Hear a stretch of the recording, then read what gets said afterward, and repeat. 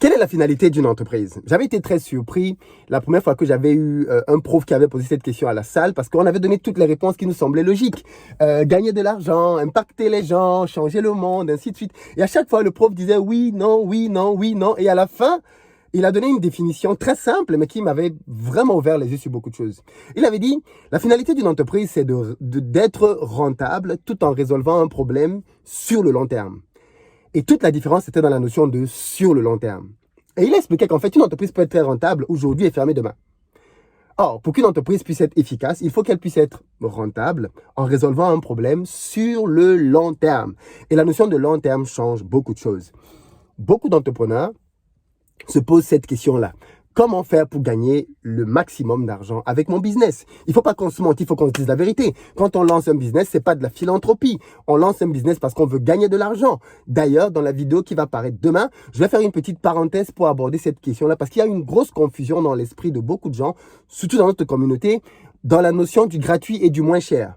Beaucoup de gens pensent que quand vous dites que vous aidez la communauté ou quand vous lancez un business, il faut que vous soyez soit gratuit, soit moins cher. Je répondrai à ça dans une prochaine vidéo pour vous expliquer pourquoi est-ce que cette notion-là n'est pas très bien comprise. Par contre, aujourd'hui, je veux parler avec vous de business, de cash, d'argent. Comment je fais quand j'ai un business pour qu'il soit le plus rentable, pour gagner le maximum d'argent avec ma société? Qu'est-ce que je dois faire? C'est paradoxal parce que quand on veut gagner le maximum d'argent, il ne faut pas être focus sur l'argent. Et pourtant, c'est le réflexe que l'on a. Hein.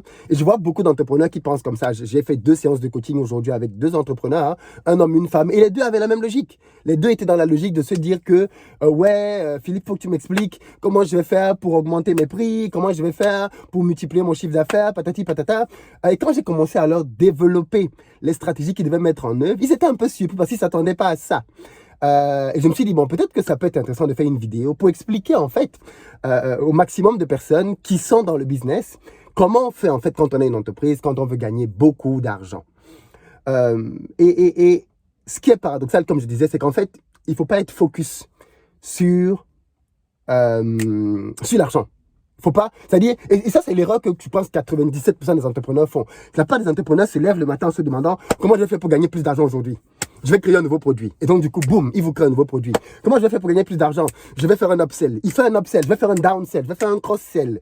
X, Y, Z. Je vais faire un partenariat. Je vais recruter un nouveau commercial. Je vais développer un nouveau... ainsi de suite. C'est-à-dire, les gens pensent que pour gagner plus d'argent dans leur business, ils doivent produire plus, X, Y, Z.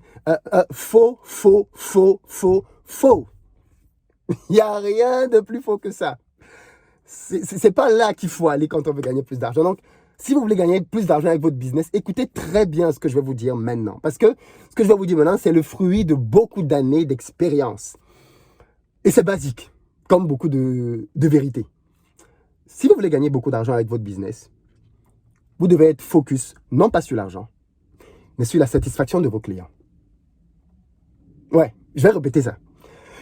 Si vous voulez gagner beaucoup d'argent, vous devez être focus, non pas sur l'argent, mais sur la satisfaction de vos clients. En fait, ce qui doit vous obséder doit être comment je fais pour que mes clients soient davantage satisfaits. Comment je fais pour que mes clients aient le wow effect. Hier, j'ai fait une séance de coaching avec un entrepreneur. Et dans le package qu'il avait pris pour la séance de coaching, on devait travailler et aborder un certain nombre de points. Et à la fin de la séance de coaching, je lui ai offert un bonus auquel il ne s'attendait pas. Et il était juste waouh, quoi, super content. En se disant, mais waouh, non seulement on a fait la séance, tu m'as aidé à clairement débloquer tous mes problèmes. Et en plus de ça, tu me proposes gratuitement tel élément en plus. Waouh. Et c'est ça en fait l'objectif. C'est-à-dire que le but doit être que quand quelqu'un finit d'être en transaction avec ta boîte, qu'il ait le wow effect, quoi, qu'il se dise wow, c'est juste incroyable le niveau de valeur que cette société, cet entrepreneur me donne. Parce que quand vous donnez ce genre de valeur aux gens, en fait, en réalité, les gens n'ont pas de problème pour vous payer après. Et les gens n'ont pas de problème à vous payer même cher. Comme j'ai dit, je ferai une vidéo dans laquelle je parlerai un peu du fait de pouvoir facturer, de bien facturer ces produits. Parce qu'en fait, le point, c'est pas cher. Qu'est-ce que ça veut dire, cher? Ça veut rien dire du tout. Cher par rapport à quoi et par rapport à qui? Voilà. Par contre,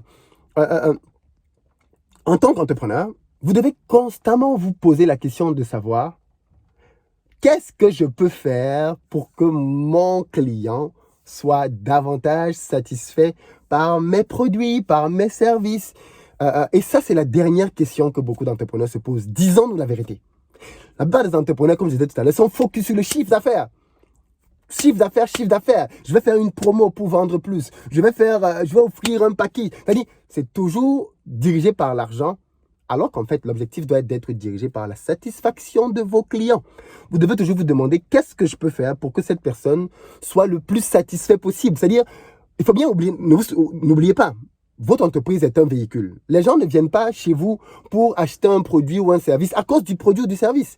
Les gens viennent acheter votre produit ou votre service parce qu'ils espèrent que votre produit ou votre service va les aider à réaliser quelque chose.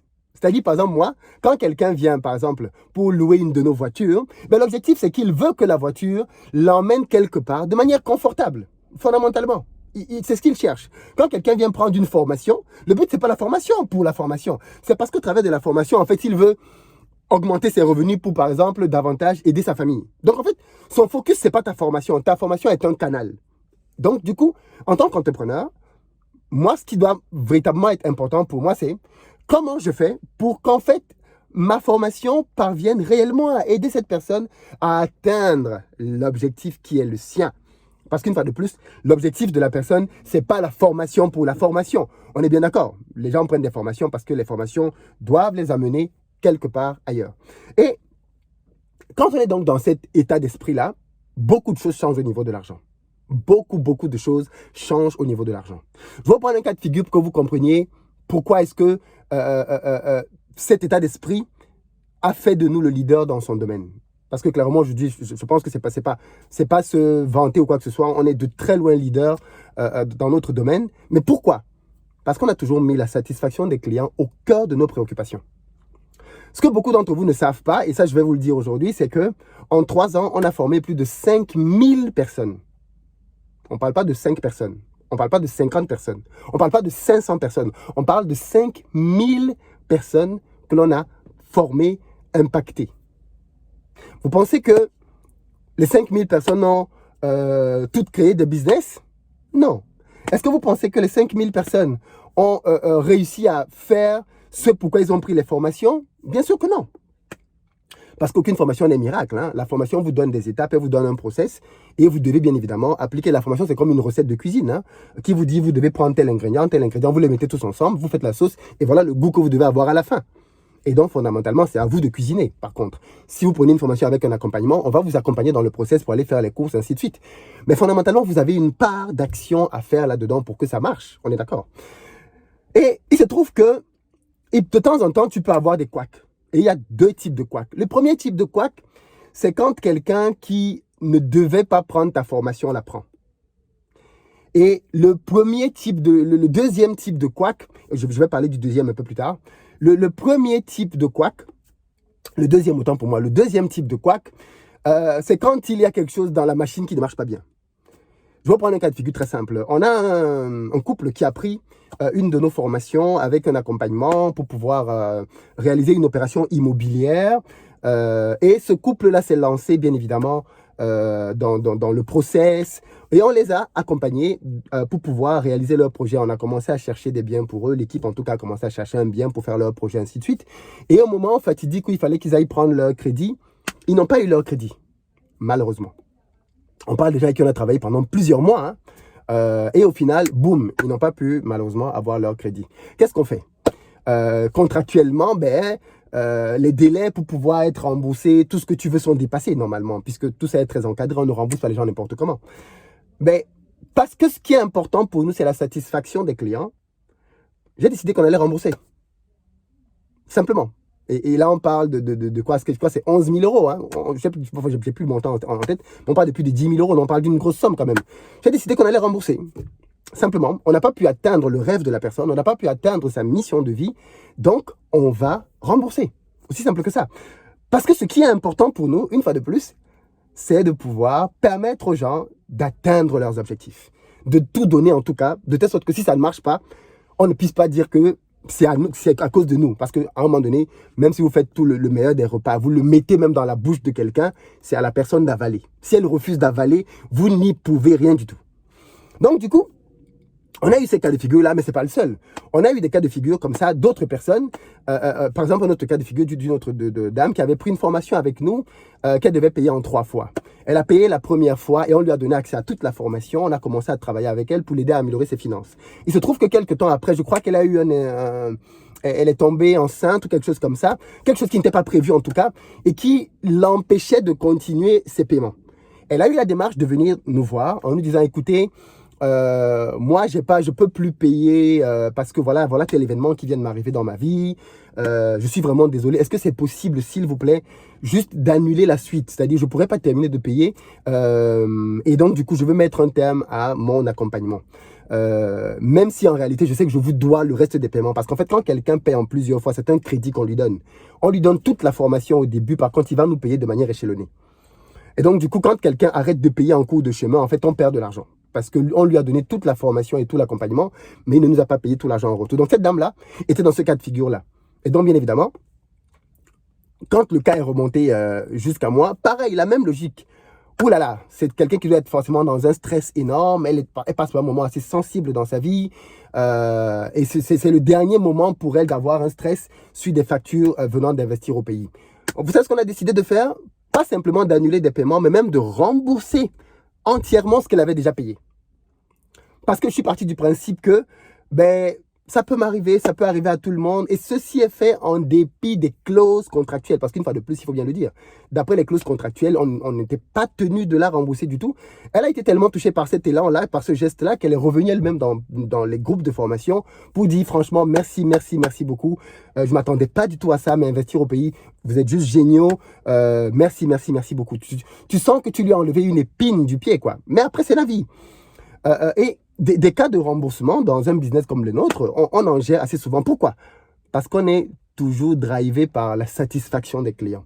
Quand on ne peut pas satisfaire un client ou quand on se rend compte qu'on n'a pas pu mener à bien notre mission, on rembourse. On n'a aucun problème avec ça. Aucun. Je pense qu'on a des dizaines de personnes qui peuvent venir témoigner facilement qu'on les a remboursés sans aucun problème. Quand ça s'est fait, on organise des événements. Par exemple, quand on organise des événements, genre à Paris ou à Abidjan, à Dakar, il y a toute une logistique et une organisation derrière. On doit réserver des salles à l'avance, bloquer un nombre de places, bloquer des traiteurs, bloquer plein de choses.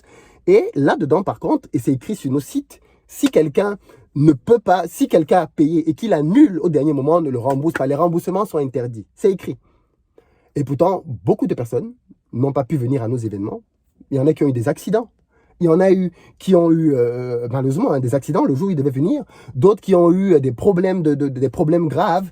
Et à chaque fois, on les a remboursés. Parce qu'on est parti du principe que, OK, ça peut arriver, quoi. Et puis, on est là pour aider les gens. Par contre, parce qu'il y a un par contre, OK? J'ai dit tout à l'heure qu'il y avait un premier cas de figure. Le premier cas de figure, ce sont les mauvaises personnes. Parce qu'il faut bien comprendre que, peu importe votre business, il y aura toujours des gens qui achètent vos produits alors qu'ils ne devaient pas acheter vos produits. Vous savez bien que quand vous lancez un business, vous devez déterminer de manière très précise votre avatar client. L'avatar client, c'est le client idéal pour vous, le client pour qui vous concevez vos produits. Je l'ai déjà dit ici à plusieurs reprises, nous, chez Investir au pays, notre client idéal, c'est quelqu'un de la diaspora, je le précise bien, quelqu'un de la diaspora, pas quelqu'un au pays. Notre client idéal, c'est quelqu'un de la diaspora qui a une bonne rémunération, qui a une épargne et qui veut investir soit en Europe, on le forme sur Amazon, soit au pays et on le forme sur des business au pays. Voilà notre client type idéal. Mais il se trouve que tout le monde n'a pas ce parcours-là, tout le monde n'a pas ce profil-là. Et il y a des gens qui n'ont pas ce profil-là et qui veulent quand même prendre nos formations. On va pas, quand quelqu'un clique sur Internet pour payer une formation, on ne peut pas savoir s'il fait partie du profil ou pas. Mais l'ensemble des éléments et des caractéristiques qu'on met quand même contribuent à éloigner au maximum ce genre de personnes. Là, mais de temps en temps, on a quelqu'un qui entre dans le système alors qu'il ne devait pas être là. Et très rapidement, ça se voit. Quand quelqu'un qui ne devait pas être un de nos clients prend une de nos formations, on le ressent tout de suite très rapidement. Par les interventions qu'il va faire, par les raisonnements qu'il va avoir, par les exigences qu'il peut avoir, on comprend tout de suite que cette personne-là, en fait, elle est à la mauvaise place. Et bien souvent, ce sont des clients qui sont très, très, très difficiles parce qu'ils n'ont pas le mindset qu'on attend des clients avec qui on va travailler pour avoir des résultats. Et bien souvent, ce sont les clients même avec lesquels on a le moins de résultats. Je vais prendre un cas de figure très simple pour que vous compreniez aussi comment on gère ce genre de cas-là. Là, on a eu le cas d'une dame en particulier c'est un cas très intéressant, mais vraiment très intéressant, pour que vous compreniez bien comment on gère ça. On a eu le cas en particulier d'une dame, c'était en 2019, il y a 2 ans. Écoutez très bien ce que je vais vous raconter maintenant. En 2019, on a organisé à Paris, comme plusieurs de nos formations, une formation en présentiel. C'est-à-dire, on loue une salle, on loue un DJ, on loue un photographe, on loue un vidéaste, on loue un restaurant, on loue un bateau si on veut faire un tour après. Bref, on loue un certain nombre de choses pour rendre l'événement, waouh, magique. On paye des formateurs qui viennent peut-être parfois en guest pour participer aux événements, ainsi de suite. Et avec ça, donc on a des prix. Et à l'époque, je pense que nos prix étaient... on a 2 formules. Une formule de base. La formule de base, c'est je paye ma place et je viens à l'événement. Et une formule VIP. La formule VIP dans laquelle on propose plus d'éléments. Il se trouve qu'on a eu une cliente à l'époque qui avait pris la formule VIP qui coûtait à l'époque 600 €. La dame a pris la formule VIP et comme tout le monde, elle a reçu un mail qui lui donnait les précisions par rapport au lieu. Parce que vous savez, quand je fais mes événements, généralement, je ne donne pas le lieu. Parce que je n'ai pas envie que ce jour-là, les gens débarquent à l'entrée pour payer. Parce que les gens aiment, les Africains, et pas que, mais beaucoup de gens aiment bien ça, venir payer le jour J. Or, ce que les gens ne réalisent pas, c'est que venir payer le jour J, ça entraîne une très grosse désorganisation. Parce que nous, on organise tout au millimètre près. La salle est préparée, le nombre de places est préparé. Chaque chose est millimétrée quasiment dans nos événements. C'est-à-dire que quand vous venez, vous avez un emplacement bien précis où vous devez vous asseoir. Donc, celui qui vient le matin même, on va le faire asseoir où? Donc, on évite au maximum de donner les endroits où on fait nos événements pour éviter que les gens viennent payer sur place. Fondamentalement. Donc, du coup, on a donc... une dame qui prend la formation et donc comme tout le monde, elle reçoit un mail qui lui dit donc merci d'avoir pris la formation, on a hâte d'être ensemble tel jour, telle heure, à tel endroit, à partir de telle heure pour votre journée de formation. N'oubliez pas de venir avec tel, pour pouvoir passer la journée. La journée va durer de telle heure à telle heure. On lui donne toutes les informations pour que la personne sache vraiment ce à quoi elle s'attend. Et ça, la personne le reçoit tout de suite après son paiement. Donc du coup, cet événement-là donc arrive et cette dame-là ne vient pas. Et cette dame-là ne prévient pas qu'elle n'allait pas venir. Rien du tout. Et quelques jours après, peut-être 1 ou 2 semaines après, mon téléphone commence à beaucoup sonner. Parce qu'à l'époque, mon téléphone était disponible pour les personnes qui venaient pour pouvoir prendre des formations comme celle-là. Donc, du coup, mon téléphone commence à sonner d'un numéro inconnu. Malheureusement, c'est un numéro qui, à chaque fois qu'il appelle, je ne suis pas dispo. Et j'ai eu ça pendant 2-3 jours. Et puis, il y a eu un soir là où le numéro a tellement appelé, avec insistance, que j'ai fini par me dire, waouh, peut-être qu'en fait, la personne a un problème. C'est peut-être quelqu'un que je connais. Et il était 23 heures. 23 heures. C'est très important de comprendre ça. À 23 heures, la personne appelle avec insistance plus d'une dizaine de fois. Donc, du coup, je finis par me dire, bon, il y a peut-être un problème. Je décroche. Et là, quand je décroche, je me rends compte que j'ai une dame au téléphone qui m'explique que, oui, elle aurait appris que la formation a eu lieu, mais elle a payé pour être là en place VIP, mais elle n'a pas pu assister. Et donc là, très surpris, je lui dis, effectivement, madame, vous n'étiez pas là, vous étiez d'ailleurs la seule absente, très important, vous étiez la seule absente. Mais c'est vrai que je ne comprends pas. Qu'est-ce qui s'est passé? Pourquoi vous n'êtes pas venu? Et donc, elle m'explique en fait, je suis désolé parce que je n'ai pas reçu votre mail. Je lui dis, comment ça, vous n'avez pas reçu notre mail? On a pourtant envoyé un mail à tout le monde. Elle me dit, oui, j'ai reçu un mail, mais le mail ne contenait pas les informations. Je lui dis, madame, vous êtes sûre de ça? Revérifiez le mail. Moi-même, je vais donc vérifier le mail qu'on vous a envoyé. Je vais vérifier le mail et elle réouvre son mail. Je lui dis, mais madame, lisez le mail. Et quand elle lit le mail, elle se rend compte que le mail contenait toutes les informations pour venir à l'événement. Le mail lui disait le jour, le lieu, l'heure pour pouvoir être là. Vous savez ce que la dame me sort comme argument? On est à peut-être pratiquement 23h30. Elle me dit, ah, c'est dommage, moi j'aurais aimé que vous mettiez le lieu et l'heure dans l'objet de votre mail. Comme ça, au moins, il n'y aurait pas eu d'ambiguïté possible. Je lui dis, mais madame, on est quand même coutumier de l'organisation des événements. Le même mail qu'on vous a envoyé, c'est un mail type qu'on modifie juste à chaque événement. Qu'on soit au Cameroun, en Côte d'Ivoire ou au Canada, c'est le même mail de confirmation qu'on envoie à tout le monde. Et personne, sur toutes les centaines de personnes, aujourd'hui milliers de personnes qu'on a déjà formées en présentiel, ne s'est jamais plaint de la structure de ce mail. Et personne ne vous met le lieu et l'heure dans l'objet du mail, madame. Ça figure dans le mail. Donc, vous avez bien reçu le mail. Elle me dit, oui, j'ai reçu le mail. Mais par contre, j'avoue que je ne l'ai pas lu. Je dis, ah, ok, madame. Bon, mais là, on a un problème alors. Si vous avez reçu notre mail, vous-même vous le confirmez, parce que le système d'envoi de mail que nous utilisons est un système qui permet très clairement de voir quand quelqu'un a ouvert un mail. Donc, quand moi je vous envoie un mail, si vous l'ouvrez, je sais que vous l'avez ouvert et à quelle heure vous l'avez ouvert. Donc, je sais que vous avez ouvert le mail. On a la trace, on a la preuve dans le système que vous avez ouvert le mail. Et on a même le jour et l'heure à laquelle vous avez ouvert le mail pour la première fois. Et c'était bien avant l'événement, madame. Elle dit, oui, c'est vrai, j'avais ouvert le mail avant, mais je vous avoue que je n'avais pas vu. Je lui dis, bon, ben madame, là, vraiment, je suis désolé parce que c'est très embêtant. J'aurais bien aimé vous voir à cet événement-là. Elle me dit, oui, effectivement, parce que moi, je suis l'une de vos plus grosses fans. Je partage toutes vos vidéos partout. Tout le monde, je ne parle que de vous tout le temps parce que le travail que vous faites est génial, ainsi de suite. Ça m'attriste énormément de n'avoir pas pu assister à cet événement. Je dis, madame, moi aussi, ça m'attriste. Mais en l'état, je ne peux rien faire parce qu'il faut que l'on soit très clair là-dessus, madame. Quand vous prenez une formule comme vous avez prise, derrière nous, ça engendre énormément de frais. Vous n'êtes pas venu, mais madame, on a payé le traiteur. Votre plat et votre place étaient vides au restaurant VIP. Vous n'êtes pas venu, mais on a payé, je veux dire, on a mobilisé tous les prestataires qu'on a payés, on les a payés pour vous. Et vous n'étiez pas là. Et moi, je n'ai pas été remboursé par les prestataires. Donc, de toutes les façons, madame, je ne peux pas vous... avant même qu'elle ne le dise, je lui dis, madame, on ne peut même pas être dans le cas d'un remboursement parce que ici, là, dans le cas d'espèce, on a engagé beaucoup de frais pour cet événement-là et vous n'êtes pas venu. Vous n'êtes pas venu de votre propre chef. Et pire, vous n'avez pas prévenu. Parce que si vous préveniez au moins, ça peut arriver, non, que quelqu'un ne puisse pas venir, que quelqu'un soit malade, que quelqu'un ait un contretemps.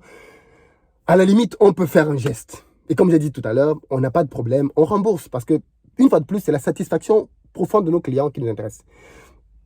Et là, la dame, tout de suite devient très triste, elle est très déçue, elle ne sait pas comment elle va faire. C'était vraiment très important pour elle d'assister à cet événement. Il est déjà minuit pratiquement, 1 heure au téléphone avec la dame. Et la dame, en plus, commence parfois à élever le ton. Je suis obligé de la calmer en disant, madame, écoutez, je veux bien que ce soit très clair, madame, vous n'êtes pas venue et vous avez des conditions générales. Ces conditions générales définissent très clairement dans quel cadre vous devez pouvoir être remboursé et dans quel cas vous ne l'êtes pas. Ces conditions générales définissent quelles sont vos obligations. Le mail que je vous ai envoyé dit très clairement tout ce qui est de votre responsabilité. Et vous avez vous-même enfreint toutes ces règles-là. Donc aujourd'hui, n'espérez pas de moi un quelconque remboursement. Donc quand elle s'est rendue compte que la piste du remboursement n'allait pas du tout marcher parce que j'étais ferme là-dessus, parce qu'à un moment, il ne faut pas non plus se laisser prendre pour un con. Je veux dire, on fait du business. Quand quelqu'un ne vient pas, si vous avez un vol Air France et que vous ne venez pas prendre votre vol, je suis désolé, le vol est parti. Et à moins que vous ayez pris un billet plus cher qui couvrait en assurance le fait que vous puissiez modifier vos dates après le vol, c'est perdu. C'est perdu. Voilà. Donc du coup, la dame, je lui explique que c'est pas possible. Voilà, je suis désolé, mais c'est pas possible. S'il y a un concert, vous ne venez pas au concert, c'est perdu. Et la dame, à force d'insister, je me dis, bon, ok, d'accord. Madame, je vais vous faire un geste commercial. Je vais vous faire un geste commercial. Et je vais vous permettre exceptionnellement d'être présente à notre prochain événement. Et en venant à notre prochain événement, vous allez pouvoir bénéficier de votre offre à nouveau. Donc, je reporte votre inscription sur un prochain événement. Et elle me dit quelle sera la thématique du prochain événement. Je lui donne la thématique. Elle me dit, je ne suis pas sur une thématique qui pourrait m'intéresser. Je lui dis, ok, d'accord. Dans tous les cas, je vous donne donc 3 événements. Sur 6 mois, vous allez pouvoir venir, parce que c'est à peu près tous les 2 mois. Sur 6 mois, vous pouvez venir à l'événement de votre choix. Elle me dit, ok, d'accord. Je lui dis, mais madame, si vous voulez même, pour aller même encore plus loin, si dans les 3 événements, aucun ne vous parle, je vous donne la possibilité même de transformer ces 600 € en argent pour prendre une formation. Parce que les conférences et les formations qu'on fait en présentiel sont souvent déclinées en formation de tous les jours, quoi, sur notre site. Donc je lui dis, madame, vous pouvez récupérer par exemple ces formats. Vous pouvez effectivement utiliser votre argent pour le décliner là-dedans. Donc vous pouvez effectivement décider que, bon, Philippe, moi je ne veux plus prendre de formation. Avec mes 600 €, je vais prendre autre chose. C'est votre choix. Je vous donne cette latitude-là. Je lui dis, donc ça vous fait donc un avoir. Donc je vous enverrai un avoir. Je vous ferai envoyer un avoir. On finit la conversation, il est pratiquement 1h du matin, elle est très contente du fait que finalement, j'ai accepté de lui donner un avoir ouvert. Je lui précise par contre, madame, c'est un avoir qui est valable 6 mois, hein, c'est pas éternel. Elle me dit, oui, non, ne vous inquiétez pas, dans les 6 mois, je saurai quoi faire. Voilà comment est-ce qu'on se sépare, ce jour-là. 2-3 semaines après, elle me rappelle. Elle me dit, mais monsieur, vous m'avez finalement, c'est moi la dame. Je dis, ah oui, madame, c'est vrai. Elle me dit, mais finalement, vous ne m'avez pas envoyé l'avoir. Je dis, ah mais oui, c'est vrai en plus. Je vous avais dit que je vous donnais un avoir, mais effectivement, vous avez raison, j'ai oublié de vous l'envoyer. Écoutez, je vais demander à ce qu'on vous l'envoie tout de suite, sans souci. Et là, la dame me dit, non, non, finalement, je ne veux plus d'avoir, monsieur, je vais être remboursé. On en a parlé pendant 2 heures de temps la dernière fois, hein, jusqu'à 1h du matin. Et la dame me sort encore que je vais être remboursé. Je lui dis, mais madame, très calmement, qu'est-ce que vous n'avez pas compris la dernière fois? Madame, il n'y a pas de remboursement et l'avoir que je vous fais, c'est une faveur. C'est un geste commercial pour que vous n'ayez pas le sentiment d'avoir tout perdu. Mais on n'est pas du tout dans le cadre d'un remboursement, madame. Et là, bien évidemment, la dame s'énerve, commence une fois de plus à élever le ton. Et là, bon, je vais lui faire un comment que madame, je suis désolé pour vous, mais je ne peux rien faire pour vous, quoi, voilà.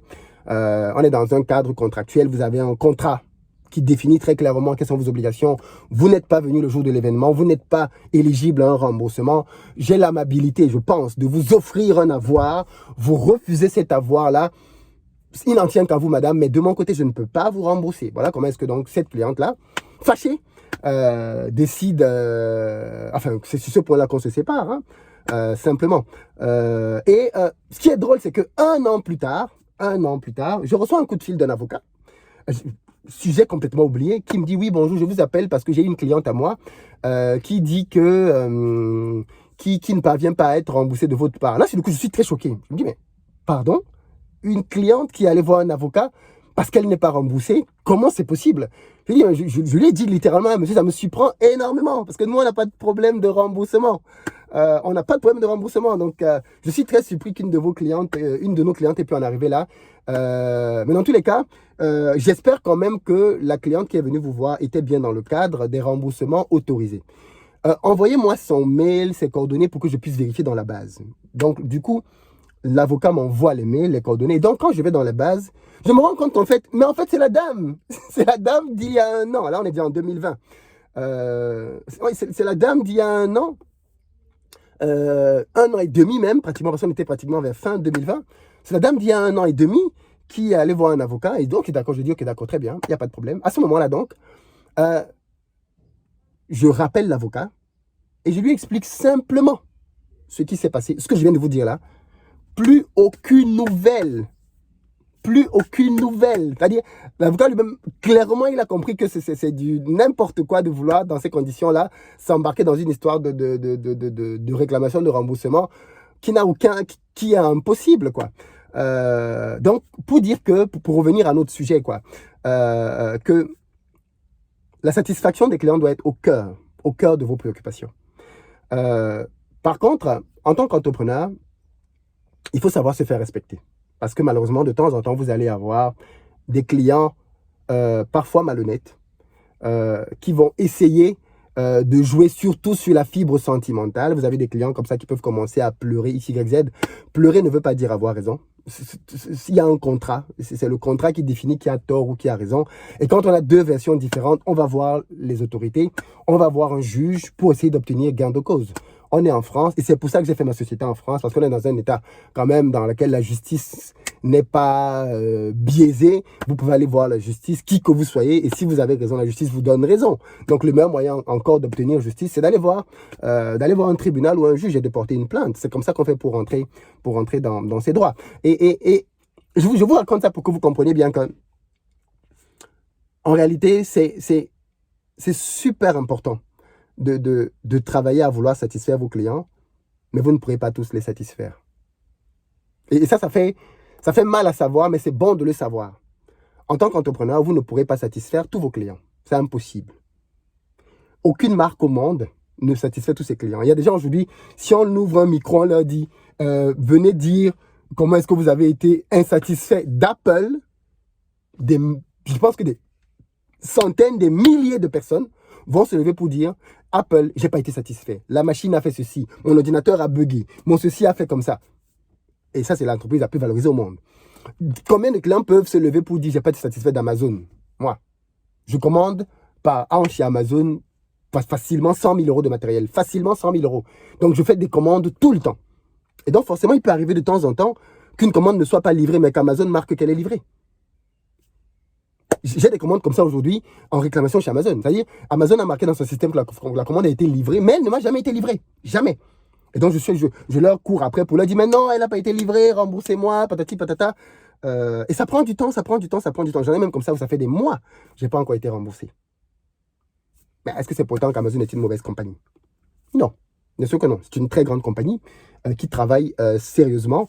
On peut ne pas être d'accord avec XYZ, hein, mais fondamentalement, pas dire que c'est une mauvaise compagnie. C'est des gens qui mettent le client au cœur de leurs préoccupations. Donc voilà, si vous voulez gagner beaucoup d'argent, mettez au cœur de vos préoccupations votre entreprise. Mais par contre, n'oubliez pas, vous aurez des clients comme cela qui, de temps en temps, ne seront pas dans votre avatar. Et quand vous avez un client qui n'est pas dans votre avatar, faites très attention. Moi, j'ai eu des clients comme ça qui, quand je me suis rendu compte très vite qui n'étaient pas dans mon avatar, je les ai remboursés direct. C'est-à-dire, il y a des clients comme ça, là, tu prends la dame, à peine arrivée dans la formation, elle commence à critiquer l'accent du formateur, elle commence à critiquer le fait que les slides du formateur sont dans telle couleur. Remboursez-moi cette dame, s'il vous plaît. Remboursez-la rapidement. Et qu'elle parte avec son argent. Parce que c'est quelqu'un avec qui on ne va rien construire. On va travailler énormément, on va se donner à fond, on va se donner à 100% pour elle, même à 110%, et ce ne sera jamais suffisant. Et ce n'est pas le genre de client qu'on veut. Ce n'est pas le genre de client qu'on veut. Donc, en tant qu'entrepreneur, faites très attention aussi, et ça c'est drôle, c'est bizarre de vous dire ça, mais faites très attention aux clients. Parce que, oui, la plupart du temps, si vous avez bien fait votre travail, vous allez avoir une ultra majorité de bons clients. C'est notre cas, on a des milliers de clients satisfaits, on a des milliers d'entrepreneurs qui lancent des business à gauche, à droite. Et vous voyez bien, tous ceux qui viennent témoigner ici à gauche, à droite, ce sont des gens conformes et qui sont hyper satisfaits de nos résultats, de nos prestations. Mais de temps en temps, et c'est normal, on peut avoir quelqu'un qui n'est pas satisfait, X, Y, Z. Soit parce qu'on n'a pas été bon, et ça peut arriver qu'on n'ait pas été bon. Je veux dire, ça arrive, non? Qu'on n'ait pas été bon, ainsi de suite. Ou alors simplement parce que c'est quelqu'un qui n'était pas dans notre cible. Et il a pu entrer dans les mailles du filet, alors que réellement, c'était pas là sa place. Donc voilà un peu ce que je voulais vous partager là-dessus aujourd'hui. Oui, pour gagner beaucoup d'argent, c'est super important, mais choisissons bien. Choisissons choisissons. Faisons attention aussi aux clients qu'on peut avoir. Et n'hésitez pas, en tout cas, moi, c'est ma solution. Hein, n'hésitez pas à vous séparer des mauvais clients. Ça vous apportera que des ennuis. Mettez-les de côté et focalisez-vous sur ceux qui veulent vraiment avancer avec vous, ceux qui sont fans de votre travail, ceux qui aiment ce que vous faites. C'est sur eux que vous devez mettre votre énergie. Et eux n'auront pas de problème à vous payer le prix. Et on en parlera demain. Parce que vous allez voir qu'il y a un lien direct entre ceux qui se plaignent de vos prix et les mauvais clients. Je ne vous en dis pas plus. La vidéo de demain sera pimentée. Allez! Ciao, à demain dans les commentaires. Dites-moi ce que vous en pensez. Ciao.